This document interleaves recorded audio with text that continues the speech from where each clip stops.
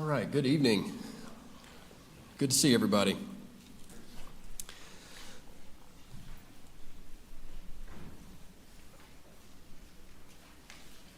know, something I was thinking about just now as we were sitting here and just getting final thoughts before class began. Knowing the what of something is important, but knowing the why is much more important. If I know what Stacy thinks about something, that's good. But if I know why she thinks, how do I want to say? If I know why she thinks the way she thinks, that's even better, right? And when it comes to religious life, the what is important, but knowing the why is much more important. So you've had this conversation before, I'm almost certain. Where do you go to church? Oh, I go to the XYZ Church of Christ. Oh, you guys are the ones who, don't have music, or you do this, or you do that. They're calling attention to the what. They're calling attention to the what. But now you have to defend the why. Oh, and isn't that so much harder? Isn't that so much harder? Oftentimes we know what we believe, but we're not exactly sure why. We don't know why. And we have times in life when we are forced to deal with that. Maybe we're challenged on something. Maybe someone asks us, hey, why does the church that you go to not do such and such? Or why do you do this or that? That's a really good question. I feel like I should probably know the answer. I know I've heard sermons about that before, but have you ever done that before? I don't know, it's okay. I've done that before. So we know the what, but we don't always know the why. And really what we're trying to get to in this class, this whole quarter, is the why. We're trying to deal with some of those things.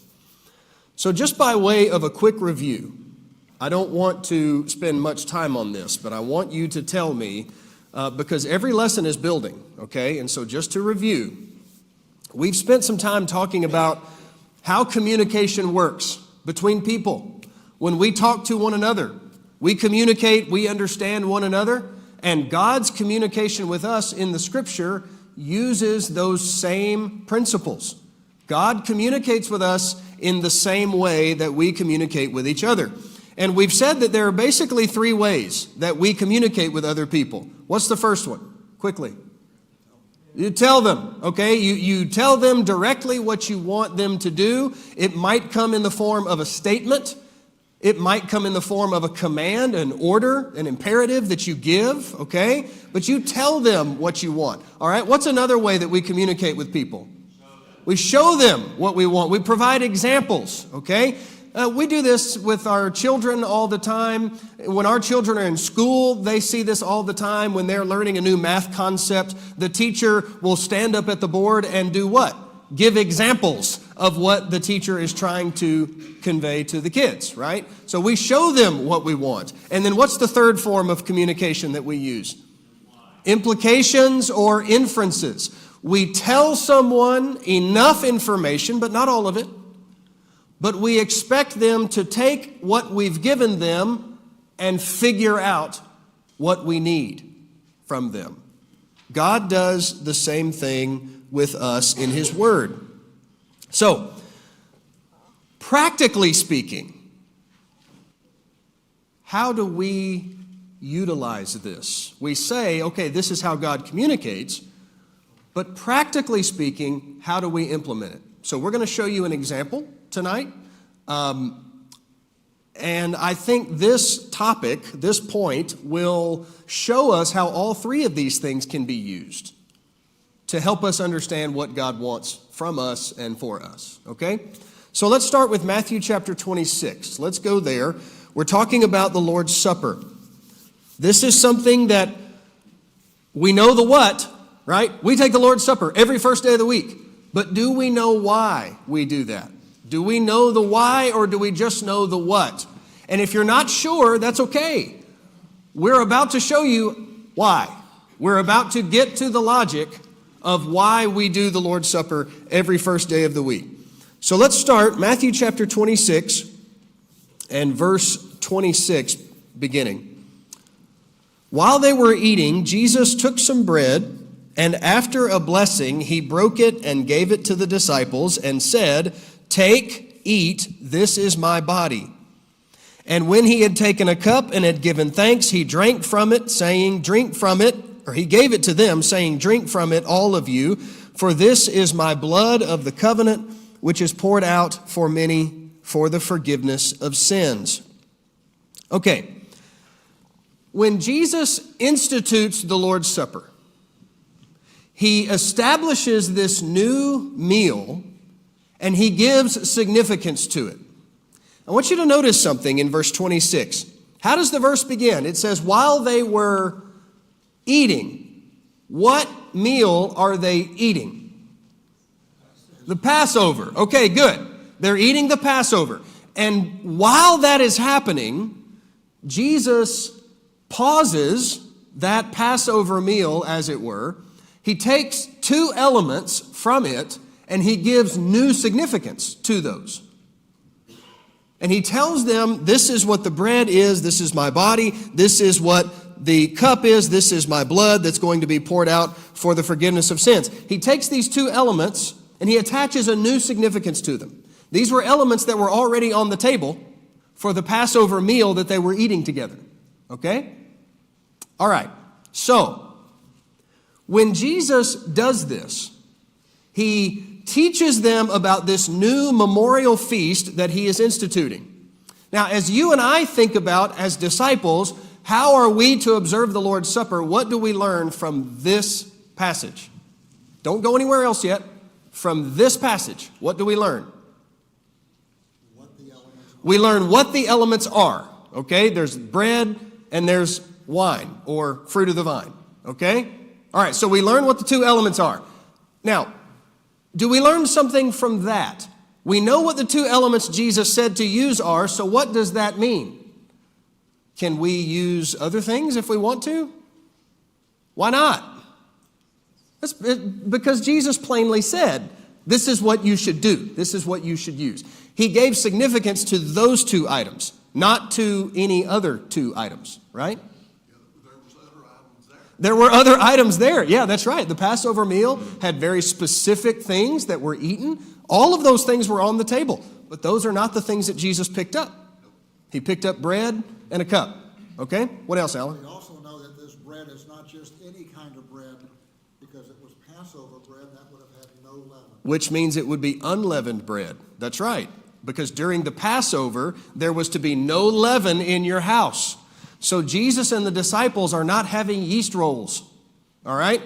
This is unleavened bread that they're eating for the Passover, and that's the bread that Jesus picks up and gives new significance to. And we know that, but how do we know that? He didn't say use unleavened bread. Well, that's right. But so how do we know that? Yeah, yes. Because the Old Testament, right, in teaching us about the Passover meal, it specifically says unleavened bread. And so that means, I know what you're getting at. Okay? Do we have an implication here? Jesus expects us to use unleavened bread too, because that's the bread that he picked up at that meal. So we should do the same thing, because that's what he used, right?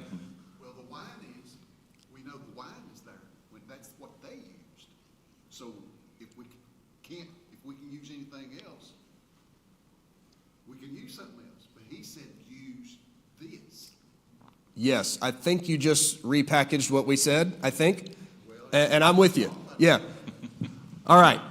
Now, okay, let's go on to another scripture if there's nothing else to use from Matthew 26. Let's go to 1 Corinthians chapter 11.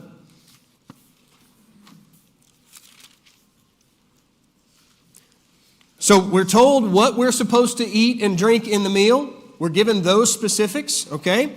let's add some other things to this. 1 Corinthians chapter 11, and let's start reading at verse 23. So Paul says, I received from the Lord that which I also delivered to you. Okay, I know that this is familiar, but don't overlook that first expression. Remember what we've talked about in earlier classes, that God is all authority. He has the authority. He gave it to Jesus, who delegated authority to the apostles. Do you see that in that expression? One of the apostles says, I received from the Lord that which I have written to you. That's a chain of authority that's been followed, okay?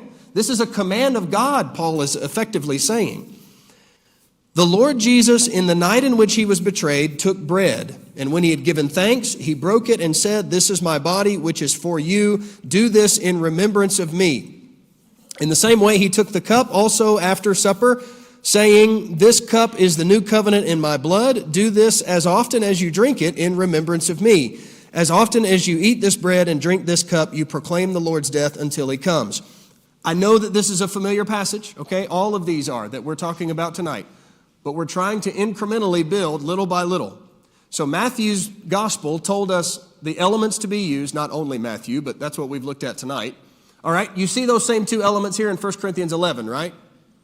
Okay, what else do you see in 1 Corinthians 11 that helps us understand how we should observe the supper? Okay, elaborate. Do this in remembrance of me. Twice he says that, yes. So Todd's comment was, he helps us understand what this is for. We do this in memory of Christ and what he has done. All right, what else do you see in this? It is a repeated action, as often as you do this. Okay, good. I'm glad you brought that up. As often as you do this. Okay, that raises a question, doesn't it? How often should we do it? Each first day of the week. Okay. All right, but how do we know that, right? We know that from this passage? No. What passage do we know that from? Acts chapter 20 and verse 7. Okay, so let's go there. Acts 20. So, what have we seen so far? We have the words of Jesus telling us what we are to do. We have the words of Paul telling us why we are to do it as well. But now we're about to get the frequency of it. Paul said, as often as you observe this, as often as you do this. Well, how often should we do it? You realize that there are some religious groups who don't do this very much at all. Right? You know that. Maybe on special occasions, Christmas, Easter, maybe a special baptismal type ceremony or something like that. But it's really pretty rare. Not everybody does this every week. Wayne? 1 Corinthians verse 26 that we just read tells us how often and how long we do. It says, you do show the Lord's death till he comes. Okay, that's good. That's good. The comment from Wayne was that Paul did say you do this until he comes, right? There is a long view of this here, that this is something that we'll be doing for a long time. But still, how often? Acts 20 and verse 7 gives us that answer. So look at let's start at verse 6. Paul writes, we sailed from Philippi after the days of unleavened bread and came to them at Troas within 5 days, and we stayed there 7 days.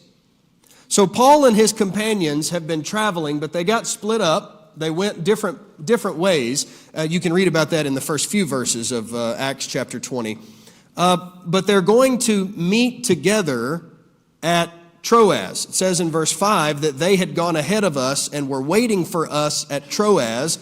So Paul and Luke are together in verse 6. We sailed from Philippi, and then we came to them at Troas within 5 days, and we stayed there 7 days. Now, verse 7. On the first day of the week, when we were gathered together to break bread, Paul began talking to them, intending to leave the next day, and he prolonged his message until midnight. When did the disciples in Troas come together, according to verse 7? First day of the week. On the first day of the week. Now, I want you to look at Paul's travel itinerary here. How long did he and Luke and that company stay in Troas? What does it say at the end of verse 6? We stayed there 7 days. I think this is important. Now, Paul and them may have had good reasons to stay there 7 days. There's a church there. They want to work with them. They want to study with them. But you got to think, travel in this time is much more complex than it is in our world, right? They're traveling by boat. Paul wants to stay in Troas with this church because he wants to meet with them and worship with them. We don't read about a midweek Bible study here, but Paul wants to meet with the church. So they're going to stay there until the church comes together. And when will that happen? On the first day of the week. I mean, Paul could have just gotten on a ship and set sail and taken off, right? I suppose he could have done that. But he wants to stay there and meet with the church. Why couldn't the church meet on like Thursday? I mean, Paul said, hey, listen, guys, I got a train to catch. I got to get moving. Let's call the church together on Thursday because I'd like to keep going. Well, that's not what the early church did. They met on the Lord's Day. They met on Sunday. So Paul waits in Troas until Sunday to meet with the saints and to break bread, to take the Lord's Supper. On the first day of the week. On the first day of which week? Okay, all right. So put all of this together. On the first day of the week, Todd says every week. Why? Because every week has a first day. If I said to you, your car payment is due on the 12th of the month, what does that mean? It's due on the 12th of each month. Just don't pay it. See what happens, right? Here's the point. That is a necessary inference. Every week has a first day. So when the church met on the first day of the week, we know by using logic and inference that we do this every week. Ben? No, don't do that. How do we know that the term breaking bread here is not just a generic term for sharing a meal together? Because the context is, this Bible study that's going on in a home. Eutychus falls out, and Paul has to heal him and all that. But Right. how do we know that this is not just a generic Bible study happening on the first day of the week in someone's home? Okay, good question. And in fact, a little bit later in the same chapter, you read about in verse 11, you mentioned Eutychus. When he had gone back up and had broken the bread and eaten, he talked with them a long while until daybreak and then left, and Eutychus is healed and so forth. So that same expression, breaking bread, is used again there in verse 11. So it seems odd to me that, before I make that comment, go to Acts chapter 2, and let me show you this as well. Acts chapter 2, I know this is a different context and different setting, but the same expression is used. So Acts 2 and verse 42, after 3,000 were baptized in verse 41, they were continually devoting themselves to the apostles' teaching and to fellowship, to the breaking of bread and to prayer. I have to think in verse 42 of Acts 2 that's clearly talking about the Lord's Supper. I don't think Luke is telling us that the early church continually devoted itself to eating food. But then verse 45. Yeah, right. So then later in the same chapter, in verse 44, all those who had believed were together, had all things in common. They were sharing, in verse 45, the Verse things that they 46. had. And then verse 46, they were breaking bread from house to house. I think verse 46 probably is talking about just regular common food meals that they were having together as they interacted with one another.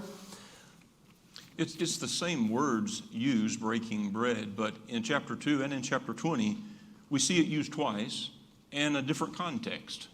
You know, with the breaking of bread that appears to be more of a common meal, then you have a breaking of bread with the assembly of the saints, that I'm taking that to be more of a reference of the eating of the Lord's Supper. The context, I think, is what has to give It's hard for me, Ben, to think that Luke would be highlighting, hey, on the first day of the week, they had breakfast together. You know, this is clearly a spiritual thing that's taking place with Paul's preaching happening, and that may not be satisfactory, but that combined with Acts 2 and the same wording being used, I think I lean that way. Donna? Let me add this, Donna, real quick. Paul hung around in Troas for a reason, and I don't think it was just to have a meal with somebody. He hung around so he could worship with the church and break bread with them in that sense. There had to be something significant to the first day. And I don't think that that's just talking about a regular common meal. Okay, Donna? So I've had people say we do have to have a Lord's Supper on the first day of the week. They don't agree to that. But why every week? And you tell them what you just said, about it was the first day of the week. But they don't agree with that part because, well, I mean, if you get a bill in the mail and it says it's due on the 12th, that doesn't necessarily mean the 12th of every month. Because it might be a bill that is due one time. Just a one-time, yeah, right. So is there something else? Well, one difference that I see is what you already identified in 1 Corinthians passage was, as often as you do it. Until he comes. Until he comes. Giving This an is not a impression- one-time it's not a- thing. It's not a one-time kind of a thing. But it has to be done on the first day. Why every week? Well, just like, I use this as a parallel sometime. The command in the Old Testament to remember the Sabbath day and keep it holy.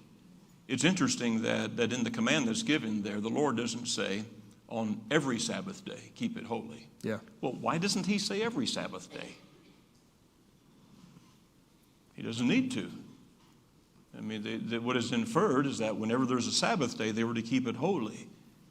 And that's kind of the same way I would view this here. Yeah, exactly. I mean, now, in 1 Corinthians chapter 16, when it's talking about laying by or giving of our means as we have purpose to lay by in store, it says on the first day of the week. Mm-hmm. Now, in our English translations, most of them do not say every. But actually in the Greek, it does say every in 1 Corinthians chapter 16, verse 1. And it's interesting to me that in English translations, they don't put the word every. Well, why? Some do. Most don't, though. I mean, some may. But why wouldn't it be put? Well, because it's not necessary. We understand and recognize it's not necessary to say every first day of the week, because whenever there's a first day of the week, we should be giving of our means. Yeah, because it's an ongoing thing. Wayne? I think a part of the question, as I understand it,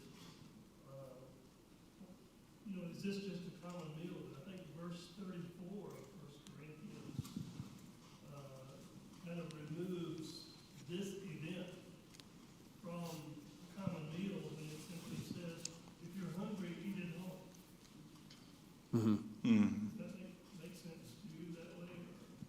Yes, absolutely. There is that. Yeah.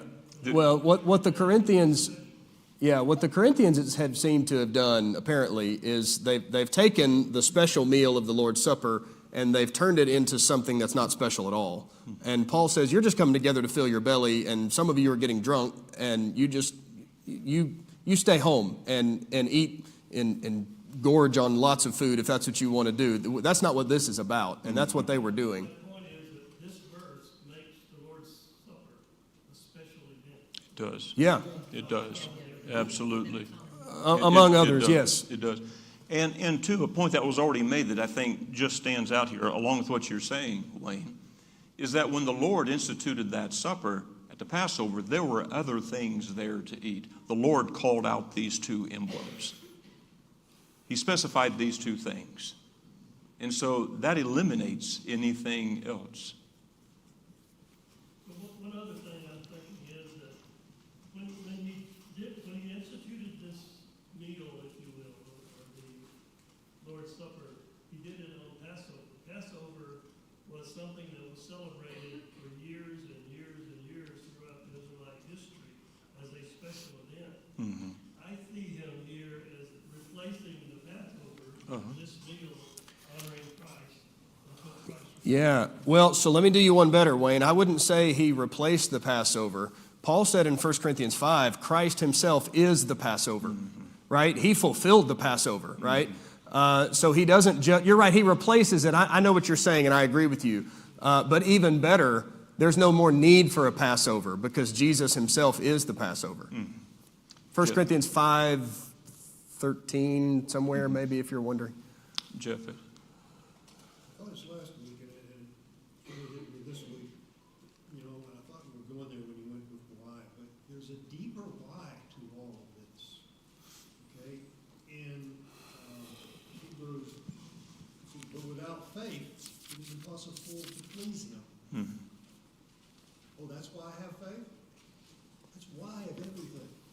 That should be, and it's, to me, it's kind of the grout that fills in all these tiles. If you're talking to people and you say, well, you have to do this because of this. After that, he said that, and they did that, and I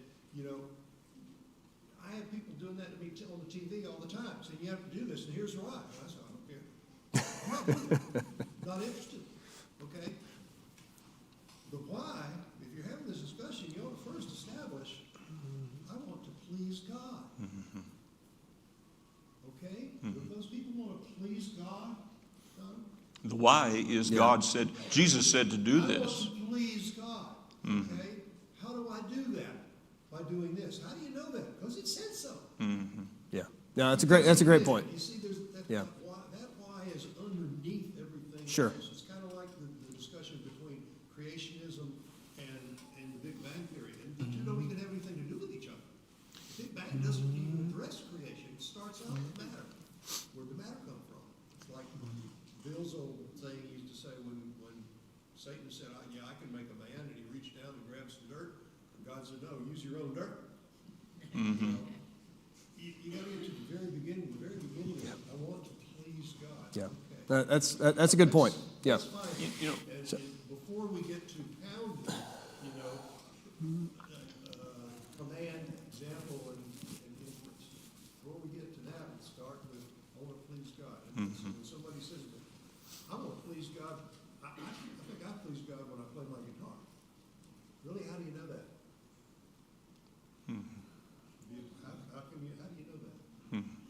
Now you're getting ahead of us, Jeff. It's 1 Corinthians 5, verse 7. I said 13 a moment ago. That's not the one. Verse 7. All right. Joe? So we went to this very familiar topic, because in part it's so familiar.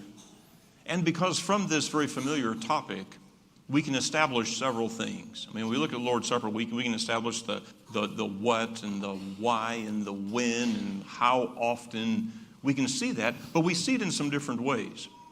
I mean, we've identified things that Jesus told us.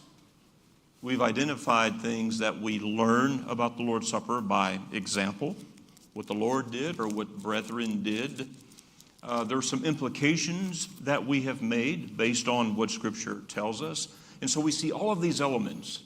And that's why we went there. As familiar as it is, hopefully maybe kind of working our way through that, we thought of something in a way that we haven't before. I kind of get the impression for some of us, maybe we did. Maybe we did just that. Okay, so we're not hardly going to get started, but the next lesson, lesson number 7, is available out in the hallway, and I hope you pick that lesson up. And it's going to be where we're going to be starting off on Sunday. Just giving just a little bit of an introduction on this, because that's just as far as we can go. it's probably something we don't even think about. But in communication, sometimes we hear communication that is specific, or other times comments that are very generic in nature. And this is something that we've thought we need to spend a little bit of time talking about. And I think the application of some of this will be pretty easy, but really important. Because if we're not seeing a difference of communication, of things that God tells us in whatever means, if we're not seeing a difference in what he specifies or some things that are authorized generically, we might run into some problems on some things. Now, there's some applications that I hope that we'll be able to make through the passages that we have here that I'm trusting will really connect with us. Boy, Ben, we can't even really get started on this. It's like, I was going to go Only in a generic kind of a way. in a generic kind of way, that's about it. I want us to be able to see and identify instruction that God gives us that may either be that generic kind of authority or specific. And to understand, this will be the main point that has to come out of this, when God specifies something in a command, our judgment is taken away. We don't have a judgment to make. God has told us. But there may be some things that God authorizes that he does not specify. It's still authority. And I think this is a point sometimes we miss. It's still God's authority, but it's given to us in a generic way, where we may have some judgments to make about how to carry out what God has said. And so while the difference on one hand may seem, well, that's subtle, maybe not so much. And it makes a difference. And that's what we hope to see when we go in this lesson. Please pick up lesson number 7. Generic or specific authority, that will be our focus. There are 5 exercises for us to work through. Some of them we won't work through in great depth, but I really hope you look at those passages, and we'll try to talk about that Sunday. Ben, you have anything else? No. All right, y'all. Thank you so much for being here.